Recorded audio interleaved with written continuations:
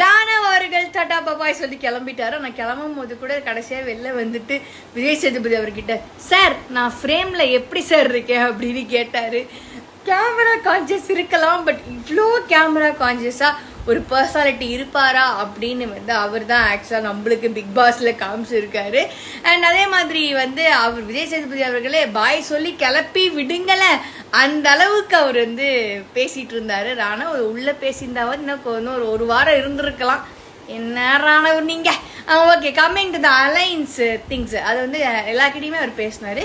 மஞ்சரி கிட்ட, ஜாக்லின் கிட்ட, அருண் கிட்ட அண்ட் விஷால், தீபக், எல்லாக்கிட்டையுமே அதை அப்படி கேட்டுக்கிட்டு இருந்தாரு. பட் கடைசியில் மாட்டப்பட்டது யார் என்று பார்த்தால் எம்கே திரு முத்துக்குமரன் அவர்கள் தான் வந்து மாட்டினார் அதுல. ஏன்னா அவர் தான் அன்னைக்கு மாத்தி மாத்தி பேசிட்டு இருந்தாரு. இன்னைக்கும் எந்த வார்த்தை எடுத்தாலும் மாத்தி மாத்தி மாத்தி மாத்தி பேசி தொக்கா மாட்டினார் தலைவர். இன்னைக்கு செஞ்சுட்டாங்க அவரை, நிஜமாவே சொல்றேன். ஏன்னா அப்பதான் உனக்கு கேள்வி கேட்டுட்டு போயிருப்பாரு, அப்போ ஒரு பதில் சொல்லியிருப்பாரு, மறுபடியும் கேட்டு அதுக்கு வேற ஒரு பதில் சொல்றாரு.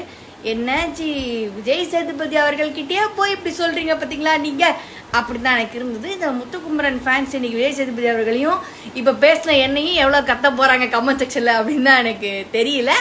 அண்ட் அதே மாதிரி பாத்தீங்க அப்படின்னா இன்னும் டிடிஎஃப் அனௌன்ஸ் பண்ணல, அது யார் அப்படிங்கிறது நாளைக்கு தான் அனௌன்ஸ் பண்ணுவாங்க.